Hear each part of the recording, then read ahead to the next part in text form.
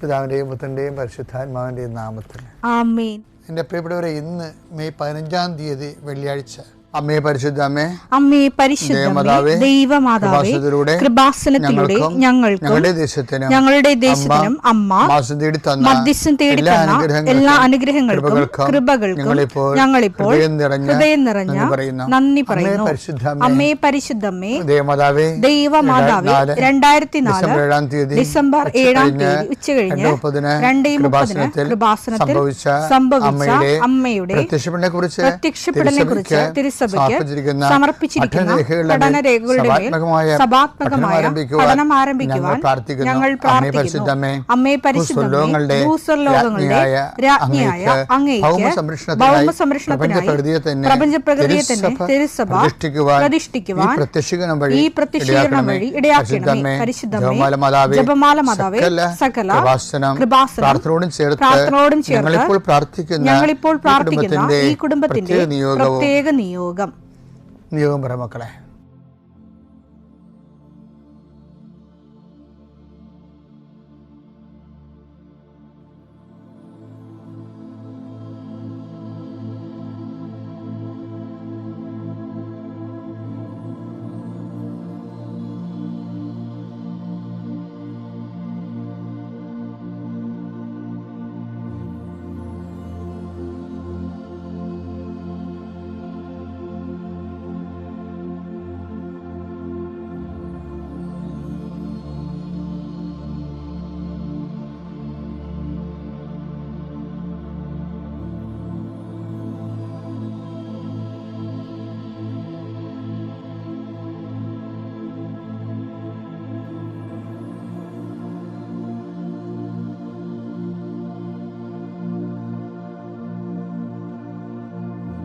അമ്മയുടെ പ്രത്യക്ഷീകരണത്തിന്റെ ഈ അനുഗ്രഹവേളയിൽ ഞങ്ങൾക്ക് സാധിച്ചു തരുവാൻ കനിയണമേ. ആമേൻ. വിശ്വാസ പ്രമാണം. സർവശക്തനായ പിതാവും ആകാശത്തിന്റെയും ഭൂമിയുടെയും സൃഷ്ടാവുമായ ദൈവത്തിൽ ഞാൻ വിശ്വസിക്കുന്നു. അവിടുത്തെ ഏകപുത്രനും ഞങ്ങളുടെ കർത്താവുമായ ഈശോ മിശിഹായിലും ഞാൻ വിശ്വസിക്കുന്നു. ഈ പുത്രൻ പരിശുദ്ധാത്മാവിനാൽ ഗർഭസ്ഥനായി കന്യകാമറിയത്തിൽ നിന്ന് പിറന്ന് പൊന്തിയോസ് പീലാത്തോസിന്റെ കാലത്ത് പീഡകൾ സഹിച്ച് കുരിശിൽ തറയ്ക്കപ്പെട്ട് മരിച്ച് അടക്കപ്പെട്ട് പാതാളങ്ങളിൽ ഇറങ്ങി മരിച്ചവരുടെ ഇടയിൽ നിന്ന് 3-ാം നാൾ ഉയർത്ത് സ്വർഗത്തിലേക്ക് എഴുന്നള്ളി സർവശക്തിയുള്ള പിതാവായ ദൈവത്തിന്റെ വലതുഭാഗത്തിരിക്കുന്നു. അവിടെ നിന്ന് ജീവിക്കുന്നവരെയും മരിച്ചവരെയും വിധിക്കുവാൻ വരുമെന്നും ഞാൻ വിശ്വസിക്കുന്നു. പരിശുദ്ധാത്മാവിലും ഞാൻ വിശ്വസിക്കുന്നു. വിശുദ്ധ കത്തോലിക്കാ സഭയിലും പുണ്യവാന്മാരുടെ ഐക്യത്തിലും പാപങ്ങളുടെ മോചനത്തിലും ശരീരത്തിന്റെ ഉയർപ്പിലും നിത്യമായ ജീവിതത്തിലും ഞാൻ വിശ്വസിക്കുന്നു. ആമേൻ. സുഖസ്ഥനായ ഞങ്ങളുടെ പിതാവേ, അങ്ങയുടെ നാമം പൂജിതമാകണമേ. അങ്ങയുടെ രാജ്യം വരണമേ. അങ്ങയുടെ തിരുമനസ് സ്വർഗത്തിലെ പോലെ ഭൂമിയിലും ആകണമേ. അന്നു വേണ്ടുന്ന ആഹാരം ഇന്ന് ഞങ്ങൾക്ക് തരണമേ. ഞങ്ങളോട് തെറ്റ് ചെയ്യുന്നവരോട് ഞങ്ങൾ ക്ഷമിക്കുന്നത് പോലെ ഞങ്ങളുടെ തെറ്റുകൾ ഞങ്ങളോടും ക്ഷമിക്കണമേ. ഞങ്ങളെ പ്രലോഭനത്തിൽ ഉൾപ്പെടുത്തരുതേ, തിന്മയിൽ ഞങ്ങൾ രക്ഷിക്കണമേ. ആമേൻ. നന്മ നിറഞ്ഞ മറിയമേ, സ്വസ്തി. കർത്താവ് അങ്ങയുടെ കൂടെ സ്ത്രീകളിൽ അങ്ങ് അനുഗ്രഹിക്കപ്പെട്ടവളാകുന്നു. അങ്ങയുടെ ഉദരത്തിൻ ഫലമായി ഈശോ അനുഗ്രഹിക്കപ്പെട്ടവനാകുന്നു. പരിശുദ്ധ മറിയമേ, തമ്പുരാന്റെ അമ്മേ, പാപികളായ ഞങ്ങൾക്ക് വേണ്ടി ഇപ്പോഴും ഞങ്ങളുടെ മരണസമയത്തും തമ്പുരാനോട് അപേക്ഷിക്കണമേ. ആമേൻ. കർത്താവേ, നിന്റെ ഉന്നതമായ നാമത്തിന് സ്തോത്രം ചെയ്യുന്നു. കർത്താവേ, നിന്റെ വിശുദ്ധ പൗരോഹിത്യത്തെ മഹത്വപ്പെടുത്തണമേ.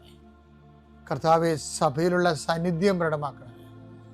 40 വർഷം ഞാൻ അർപ്പിച്ച കൃപാനയുടെ യോഗ്യതയാൽ കൃപാസ്ഥാനത്താറെ ജീവനോടെ പ്രത്യക്ഷപ്പെട്ട പരിശുദ്ധ അമ്മയുടെ മാധ്യസ്ഥത്തിലെ ഞാൻ മക്കളെ ആശീർവദിക്കുന്നു. ഈശോയെ, എവിടെയെങ്കിലും യാത്ര ചെയ്യുന്ന മുമ്പ് ഇതൊന്ന് കൂടിയിട്ട് പോണവരുണ്ട്. ഈശോയെ, അവർ മക്കളുടെ ഇന്നത്തെ മുഴുവൻ യാത്രകൾ ഞാൻ അങ്ങേക്ക് ഏൽപ്പിക്കുന്നു. അവരുടെ കണ്ണുനീര് ഉപ്പണം കർത്താവെ. അവർ പോകുന്ന ഇടങ്ങളിൽ നീ അവിടെ കൂടെ പോകണം. പലരും ഒറ്റക്കാണ്. പലരും അവർ ഒറ്റക്ക് പോയിട്ട് നടക്കാത്ത പല കാര്യങ്ങൾക്ക് വേണ്ടിയാണ് പോണത്. ഓഫീസിലായാലും കോളേജിലായാലും സ്കൂളിലായാലും പരീക്ഷയ്ക്കായാലും ജോലിക്കായാലും ഇൻ്റർവ്യൂവിനായാലും മറ്റ് റവന്യൂ ആയിട്ടുള്ള കാര്യങ്ങൾക്കായാലും കർത്താവ് അങ്ങയുടെ മക്കൾ പോകുന്ന ഇടങ്ങളിലെല്ലാം I will come with you wherever you go മുഖത്തെ ആവേശപ്പെടുത്തുന്ന അങ്ങയുടെ അഭിഷേക വചനമാണ്.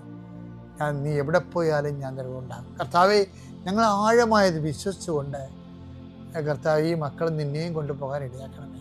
അമ്മേ പരിശുദ്ധമേ, സമയത്തിൻ്റെ അധികാരി സഞ്ചാരി മാതാവേ, അങ്ങയുടെ മക്കളുടെ കൂടെ സഞ്ചരിക്കണമെന്ന് പ്രാർത്ഥിക്കുന്നു. പിതാവും പുത്രനും പരിശുദ്ധാത്മാവായ സർവ്വേശ്വര എന്നേക്കും ആമേൻ. എൻ്റെ പ്രിയപ്പെട്ടവരെ, ഈ വാഗ്ദാന പേടകത്തിൽ അധിഷ്ഠിതമായ ഒരു പ്രാർത്ഥനാ ജീവിതമാണ് ഉടമ്പടിക്കുള്ളത്. ഇപ്പം നമ്മൾ ഉടമ്പടിയിൽ ദൈവത്തോട് എന്താ പറയണത്? കർത്താവേ, അങ്ങയുടെ വാഗ്ദാനം പ്രാപിക്കാൻ ഞാൻ അങ്ങ് പറഞ്ഞ പോലെ ചെയ്ത് ജീവിച്ചോളാമെന്നാണ്. ഇപ്പം പുറപ്പാട് ജീവിതത്തിൽ നോക്കുമ്പോൾ എന്തൊക്കെ സംഭവിക്കുന്നുണ്ട്? ഇപ്പം ഇവർ ജെറിക്കോ കോട്ട പൊടിക്കുന്നുണ്ട് അല്ലേ? പിന്നെ ജോർദാൻ വറ്റിക്കുന്നുണ്ട്. ഈ ജെറിക്കോ കോട്ട പൊടിക്കുമ്പോഴും ജോർദാൻ വറ്റിക്കുമ്പോഴും അവിടുത്തെ താരമാരാ? വാഗ്ദാന പേടകമാണ്. വാഗ്ദാന പേടകം പുരോഹിതന്മാരുടെ തോളിലുണ്ടെങ്കിലാണ് ഈ ജെറിക്കോ കോട്ട പൊടിക്കാൻ പറ്റത്തുള്ളൂ. വാഗ്ദാന പേടകം പുരോഹിതന്മാരുടെ തോളിലുണ്ടെങ്കിലാണ് നമ്മുടെ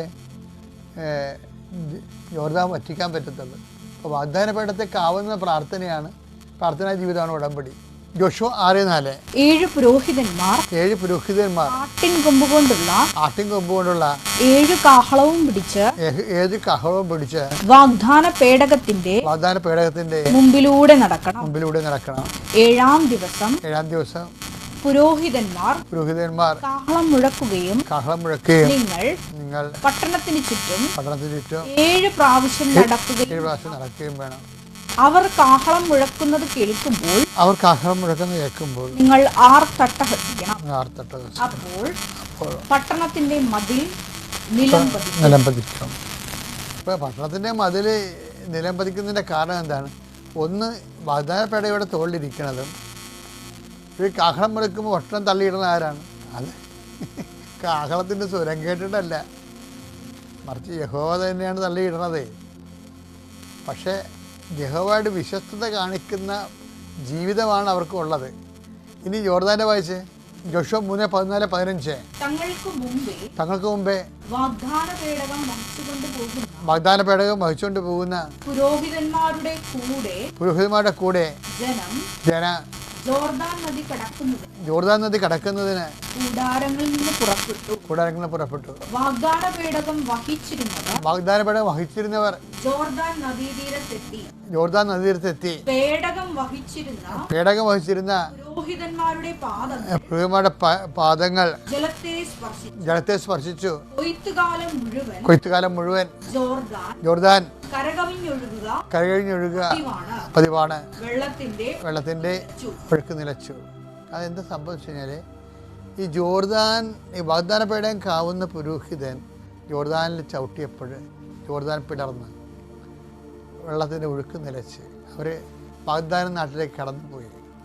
ഇവിടെ എന്ത് സംഭവിക്കണമെന്ന് വെച്ച് കഴിഞ്ഞാൽ, ഇതാരാണ് ഇത് ജോർദാൻ വറ്റിക്കണത്? വാഗ്ദാന പേടക പ്രകാരം വിശ്വാസത്തിൻ്റെ ജീവിതവും പ്രാർത്ഥനാ ജീവിതവും ഇവർ നയിക്കുമ്പോൾ ദൈവമാണ് ജോർദാൻ പറ്റിക്കണത്. അതറിയണമെങ്കിലേ പുറപ്പാട് 14:14 കർത്താവ് നിങ്ങൾക്ക് വേണ്ടി യുദ്ധം ചെയ്യും. നിങ്ങൾ ശാന്തരായിരുന്നാൽ മതി. അതാണ്. അപ്പം കർത്താവാണ് ജോർദാൻ പറ്റിച്ചതും കർത്താവാണ് ജെറിക്കോ തകർത്തതും. അപ്പം നമ്മളെ ഉടമ്പടി എടുത്ത് വാഗ്ദാന പ്രകാരം ശാന്തമായി ജീവിക്കുമ്പോൾ ബാക്കി നമ്മുടെ അനുഭവിക്കുന്ന എല്ലാ പ്രയാസങ്ങളുടെ മേലും ദൈവിക ഇടപെടലുണ്ടാകും. ദൈവിക ഇടപെടൽ ഉണ്ടാകാൻ വേണ്ടിയാണ് നമ്മൾ ഈ ഉടമ്പടി എടുത്ത് ശാന്തമായി ജീവിക്കുന്നത്. പിതാവിൻ്റെയും പുത്രൻ്റെയും പരിശുദ്ധ